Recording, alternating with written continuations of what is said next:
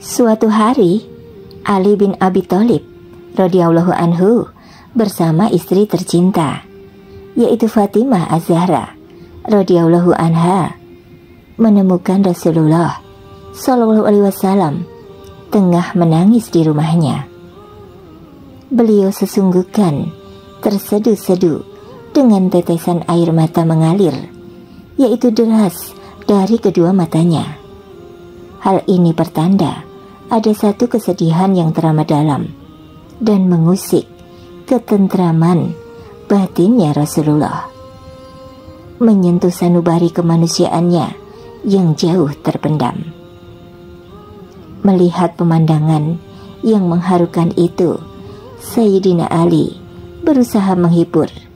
Beliau berkata kepada Rasulullah SAW, yang juga ayah mertuanya, sahabat dan juga kekasihnya, hentikan tangisanmu, wahai Rasulullah. Biar ayah dan bundaku menjadi tebusan atas ratap tangismu. Wahai kekasihku, apa gerangan yang menyebabkan air matamu harus menetes dari sumbernya?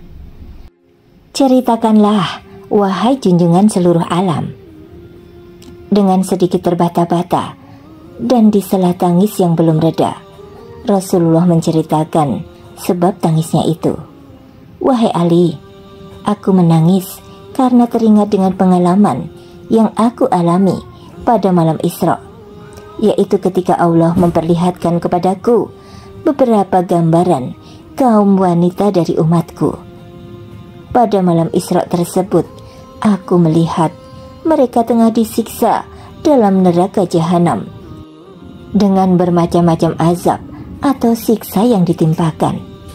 Aku menangis karena azab itu demikian dahsyat dan pedih dan tak pernah terbayangkan sebelumnya. Aku melihat wanita yang digantung dengan rambutnya, sementara otaknya mendidih dan meleleh.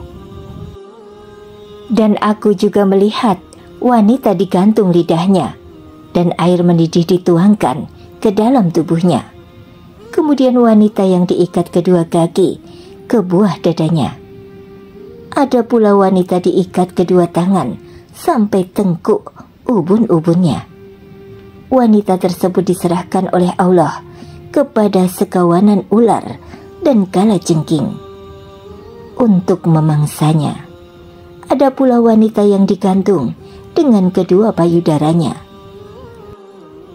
Ada juga wanita berkepala babi berbadan keledai dengan sejuta macam siksa neraka yang terus harus diterimanya. Terakhir aku melihat wanita berwajah anjing dan serigala dengan api neraka dijejalkan dari mulut dan tembus sampai duburnya. Sementara malaikat-malaikat penyiksa menghantam mereka dengan kapak yang terbuat dari api neraka. Demikian cerita sang Nabi mengabarkan keadaan kaum wanita yang dilihatnya berada di dalam neraka.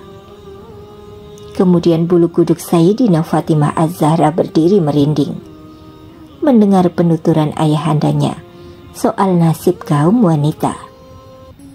Keringat dingin keluar dari sekujur tubuhnya, tanpa sadar kedua pipinya telah basah air mata. Dia bangkit dan bertanya, wahai ayahanda tersayang, pelipur laraku, kegembiraan mata hatiku, amal apa yang telah dilakukan wanita-wanita tersebut, sehingga demikian berat dan dahsyat siksa yang mereka terima sebagai balasannya. Kemudian perlahan-lahan Rasulullah SAW menjelaskan penyebab dari siksa wanita yang ada di neraka jahanam itu. Katanya, Fatimah putriku, wanita yang tergantung rambutnya adalah wanita yang tidak menutup aurat dan rambutnya diperlihatkan dengan tidak berbusana muslimah atau berhijab,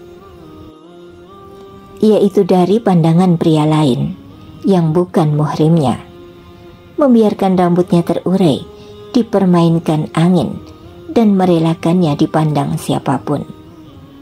Wanita yang digantung lidahnya adalah wanita yang menyakiti hati suaminya dengan kata-kata kasar. Mulutnya keji dengan kata-kata yang keluar tanpa kontrol akal dan hati nurani. Kemudian wanita yang digantung payudaranya, yaitu wanita yang selingkuh, mengotori ranjang suaminya, mengkhianati kepercayaan suami, menodai noktah perjanjian ilahi.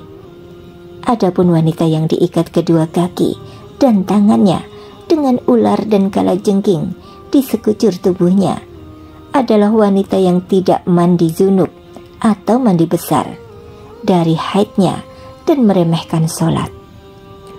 Wanita dengan wujud kepala babi dan berbadan keledai ialah wanita pendusta atau perayu, pengumpat, dan penggunjing.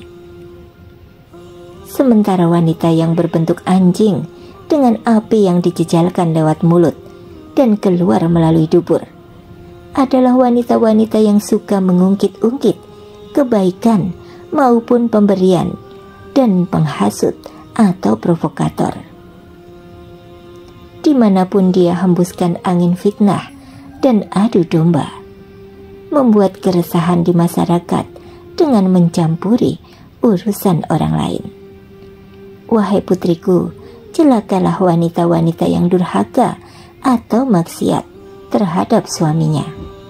Di dunia dia akan mendapatkan laknat dari malaikat-malaikat langit, malaikat-malaikat bumi, dan juga laknat dari benda-benda yang terkena sinar matahari.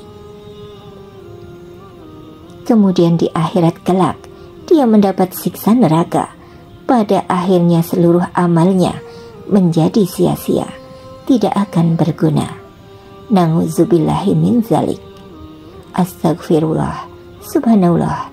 Ya Allah, ampunilah kami kaum wanita, lindungilah kami dari azab api neraka, dan tuntunlah langkah kami agar selalu di jalan-Mu. Amin amin ya Allah, amin ya Rabb. Allah Subhanahu wa Ta'ala telah menetapkan jalan yang fujur atau menyalahi syariat dan jalan takwa, lalu para hambanya lah yang menentukan jalannya sendiri. Siapa yang benar tentu akan beruntung, sedangkan siapa yang sesat akan celaka. Begitulah janji Allah Subhanahu wa Ta'ala di dalam Al-Quran. Rasulullah Shallallahu Alaihi Wasallam bersabda, "Aku berdiri di atas surga. Kebanyakan orang yang masuk ke dalamnya ialah golongan yang miskin, sedangkan orang-orang kaya bertahan di luar pintu surga karena dihisab. Selain itu, ahli neraka diperintahkan masuk ke neraka, dan aku telah berdiri di atas pintu neraka. Aku melihat kebanyakan orang yang masuk ke dalamnya ialah wanita." Hadis riwayat Bukhari dan Muslim. Dan aku melihat neraka. Aku belum pernah sama sekali melihat pemandangan seperti hari ini. Dan aku lihat ternyata mayoritas penghuninya adalah para wanita. Mereka bertanya, "Kenapa para wanita menjadi mayoritas penghuni neraka, ya Rasulullah?" Beliau menjawab, "Disebabkan kekufuran mereka." Ada yang bertanya kepada beliau, "Apakah para wanita itu kufur kepada Allah?" Beliau menjawab, "Tidak, melainkan mereka kufur kepada suami dan mengkufuri kebaikan suami. Seandainya engkau berbuat baik kepada salah seorang istri kalian pada suatu waktu, kemudian suatu saat ia melihat darimu ada sesuatu yang tidak berkenan di hatinya, niscaya ia akan berkata, 'Aku sama sekali belum pernah melihat kebaikan darimu.'" Hadis riwayat Bukhari dan Muslim. Lalu dari riwayat yang lain dan dari Jabir bin Abdullah radhiyallahu anhu, beliau berkata, "Saya menyaksikan sholat Id bersama Rasulullah Shallallahu Alaihi Wasallam. Beliau mulai dengan sholat sebelum khutbah tanpa azan dan iqamah. Kemudian berdiri bersandar kepada Bilal dan memerintahkan untuk bertakwa kepada Allah dan menganjurkan kepada ketaatan kepadanya dan menasihati semua manusia serta mengingatkannya. Kemudian beliau berjalan mendatangi para wanita dan memberikan nasihat kepada mereka dan mengingatkannya. Beliau bersabda, "Bersedahlah para wanita, karena kebanyakan dari kalian itu menjadi bara api neraka jahanam." Maka ada wanita bangsawan dan kedua pipinya berwarna merah berdiri bertanya, "Kenapa wahai Rasulullah?" Beliau menjawab, "Karena kamu semua seringkali mengadu dan menghufuri suami." Berkata Jabir, maka para wanita memulai bersedekah dan melemparkan gelang, giwang, dan cincinnya ke pakaian Bilal. Hadis riwayat Muslim.